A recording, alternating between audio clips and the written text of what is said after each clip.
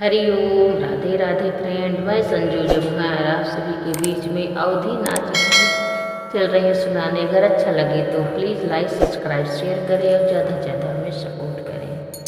करुण कलम से